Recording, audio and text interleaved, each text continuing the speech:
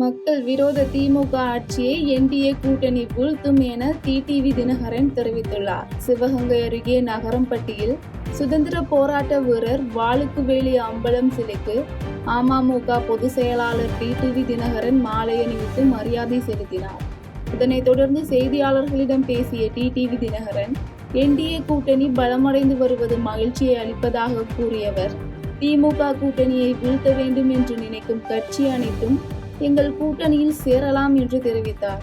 மேலும் என்டிஏ கூட்டணியை பலப்படுத்தும் முயற்சியில் ஈடுபட்டு வரும் பாஜகவுடன் நாங்கள் அனைவரும் உறுதுணையாக இருப்போம் என நம்பிக்கை தெரிவித்துள்ளார். அமித்ஷா அவர்கள் தெரிவித்திருக்கிறார்கள்.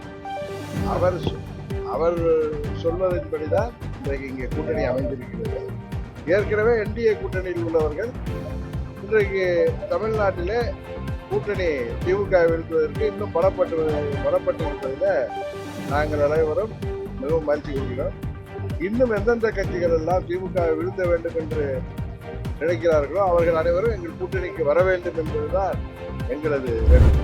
ஆவின் இருப்பதால் தான் மற்ற நிறுவனங்களில் பால் விலை அதிகரிப்பு, கொள்முதல் விலை குறைப்பு ஆகியவற்றை சமாளிக்க முடிகிறது என்று அமைச்சர் மனோ தங்கராஜ் கூறியுள்ளார். திண்டுக்கல் மாவட்ட தொழிற்பேட்டையில் அமைந்துள்ள மாவட்ட கூட்டுறவு பால் உற்பத்தியாளர்கள் ஒன்றியத்தில் பால்வளத்துறை அமைச்சர் மனோ தங்கராஜ் ஆய்வு மேற்கொண்டார்.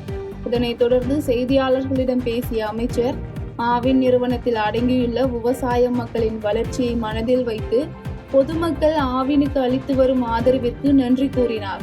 மேலும் பேசிய அவர், தொழிற்பேட்டையில் இயங்கி வரும் டெய்ரி நிறுவனம் வேறு இடத்தில் பெரிய கட்டிடத்திற்கு மாற்ற வேண்டும் என்று சட்டமன்ற உறுப்பினர்கள் கேட்டுக்கொண்டதால் தற்போது இதனை பார்வையிட வந்துள்ளதாக தெரிவித்தார். இந்த நிகழ்ச்சியில் எம்எல்ஏக்கள் செந்தில்குமார், காந்திராஜன் மற்றும் மாவட்ட ஆட்சித்தலைவர் சரவணன் ஆகியோர் கலந்து கொண்டனர். சட்டமன்ற உறுப்பினர்கள் இதை மாற்றி ஒரு புதிய இடத்திற்கு கொண்டு செல்ல வேண்டும், கொஞ்சம் பெருசாக வைக்க வேண்டும் என்று கேட்டிருக்கிறார்கள். அதற்காக நாங்கள் பார்வையிட்டிருக்கின்றோம். அதற்கான நடவடிக்கைகளை நம்ம முதல்வருடைய அரசு நிச்சயமாக செய்யும் என்பதை நான் இங்கு தெரிவித்துக் கொள்கின்றேன். இப்போது இங்கே 180 சொசைட்டிகளும் கூட்டுறவு சங்கங்களும் சுமார் 95 லட்சம் லிட்டர் பாலும் கொள்முதல் செய்யப்பட்டு வருகிறது. இதை இன்னும் அதிகமான சங்கங்களை உருவாக்கவும், விவசாய பெருங்குடி மக்களை இந்த பால்வளத்துறையின் கட்டுப்பாட்டில் கொண்டு வரவும், அதே போன்று இந்த பால் கொள்முதலை இன்னும் பெருக்குவதற்கான ஒரு ஆய்வாக இந்த ஆய்வு அமைந்திருக்கிறது. 2 நாட்கள் சுற்றுப்பயணமாக முதலமைச்சர் மு.க. ஸ்டாலின் சேலம் புறப்பட்டு சென்றார். ஈரோடு, சேலத்தில் கள ஆய்வு மேற்கொள்வதற்காக சென்னையிலிருந்து விமானம் மூலம் முதலமைச்சர் கோவை புறப்பட்டு சென்றார். கோவையிலிருந்து முதலமைச்சர் சாலை மார்க்கமாக பெருந்துறை செல்கிறார். ஈரோடு மற்றும் சேலத்தில் கள ஆய்வு மேற்கொள்ளும் முதலமைச்சர் மு.க. ஸ்டாலின் நாளை மேட்டூர் அணையை திறந்து வைக்கிறார். மேலும் அங்கிருந்து சுமார் 11 கிலோமீட்டர் தூரம் நடைபெறும் ரோட் ஷோவில் பங்கேற்கிறார். சாலையின் இருபுறமும் கூடியிருக்கும் பொதுமக்களை சந்தித்து குறைகளை கேட்டறிந்து கோரிக்கை மனுக்களை பெறுகிறார். ஓட்டுநரை காலணியால் தாக்கிய விவகாரத்தில் போக்குவரத்து உதவி மேலாளர் உட்பட 4 பேர் மீது வழக்கு பதிவு செய்யப்பட்டுள்ளது. மதுரை ஆரப்பாளையம் பேருந்து நிலையத்தில் கடந்த ஞாயிற்றுக்கிழமை பேருந்து புறப்படுவது தொடர்பாக திருப்பூர் அரசு பேருந்து ஓட்டுநர் கணேசனுக்கும் போக்குவரத்து உதவி மேலாளர் மாரிமுத்துவுக்கும் இடையே வாக்குவாதம் ஏற்பட்டது. வாக்குவாதம் முற்றிய நிலையில் பேருந்து ஓட்டுநரை உதவி மேலாளர் காலணியால் தாக்கியுள்ளார். இது தொடர்பான வீடியோ சமூக வலைதளங்களில் வைரலான நிலையில் போக்குவரத்து உதவி மேலாளர் மாரிமுத்துவை சஸ்பெண்ட் செய்து மதுரை மண்டல போக்குவரத்து நிர்வாக இயக்குநர் நடவடிக்கை மேற்கொண்டார். அதேவேளை இந்த விவகாரம் தொடர்பாக சஸ்பெண்ட் செய்யப்பட்ட மாரிமுத்து மன்னிப்பு கேட்டு வீடியோ ஒன்றை வெளியிட்டார். இந்நிலையில் ஓட்டுநரை காலணியால் அடித்த விவகாரம் தொடர்பாக சஸ்பெண்ட் செய்யப்பட்ட போக்குவரத்து உதவி மேலாளர் மாரிமுத்து மீது போலீசார் வழக்கு பதிவு செய்துள்ளனர். மாரிமுத்து உட்பட 4 பேர் மீது 5 பிரிவுகளின் கீழ் கரிமேடு போலீசார் வழக்கு பதிவு செய்து விசாரணை நடத்தி வருகின்றனர். காலியாக உள்ள 2299 கிராம உதவியாளர் பணியிடங்கள் விரைவில் நிரப்பப்படும் என்று தமிழ்நாடு அரசு அறிவித்துள்ளது. தமிழ்நாடு முழுவதும் உள்ள வருவாய் கிராமங்களில் பிஏஓ எனப்படும் கிராம நிர்வாக அலுவலர்கள் பணியிடங்கள் கடந்த பல ஆண்டுகளாக காலியாக உள்ளது. இதனால் கிராம நிர்வாக அலுவலர்களின் பணி நேரம் விரயமாகிறது. இதனை அடுத்து உதவியாளர்களை விரைவில் நியமிக்க வேண்டும் என பிஏஓக்கள் அரசை வலியுறுத்தியுள்ளனர். இந்நிலையில் தமிழ்நாடு முழுவதும் காலியாக உள்ள கிராம உதவியாளர் பணியிடங்களை நிரப்ப தமிழ்நாடு அரசு முடிவு செய்துள்ளது. அதன்படி தமிழகம் முழுவதும் விரைவில் காலியாக உள்ள 2299 கிராம உதவியாளர் பணியிடங்களை நிரப்ப நடவடிக்கை எடுக்க வேண்டும் என்று அனைத்து மாவட்ட ஆட்சியர்களுக்கும் வருவாய் நிர்வாக ஆணையர் உத்தரவிட்டுள்ளார்.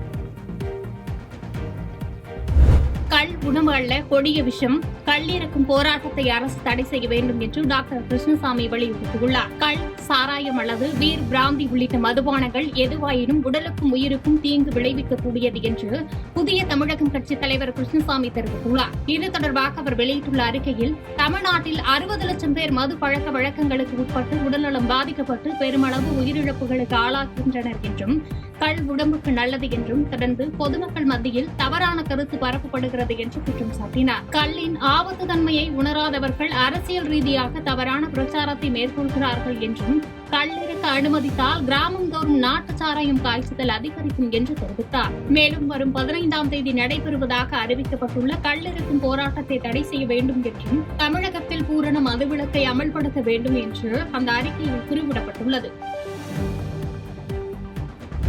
தமிழகத்தின் 6 மாவட்டங்களில் மழைக்கு வாய்ப்புள்ளதாக சென்னை வானிலை ஆய்வு மையம் தெரிவித்துள்ளது. தென்னிந்திய பகுதிகளின் மேல் ஒரு வளிமண்டல மேலடுக்கு சுழற்சி நிலவுவதால் தமிழகத்தில் ஒரு சில மாவட்டங்களிலும் சென்னையிலும் மிதமான மழை பெய்து வருகிறது. இந்த நிலையில் தமிழகத்தில் 6 மாவட்டங்களில் மிதமான மழைக்கு வாய்ப்புள்ளதாக வானிலை ஆய்வு மையம் தெரிவித்துள்ளது.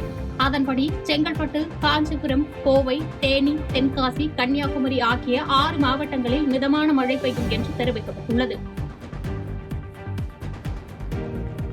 செய்திகளை உடனுக்குடன் தெரிந்து கொள்ள கீழ்க்கண்ட கேபிள் மற்றும் டிடிஎச் நெட்வொர்க்குகளில் எம்நாடு செய்தி தொலைக்காட்சியை காணுங்கள். பாதகம் செய்பவரை கண்டால் நாம் பயம் கொள்ளலாகாது பாப்பா.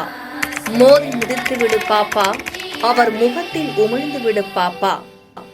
அண்மை செய்திகளை உடனுக்குடன் தெரிந்து கொள்ள இணைந்திருங்கள் எம்நாடு தொலைக்காட்சியுடன்.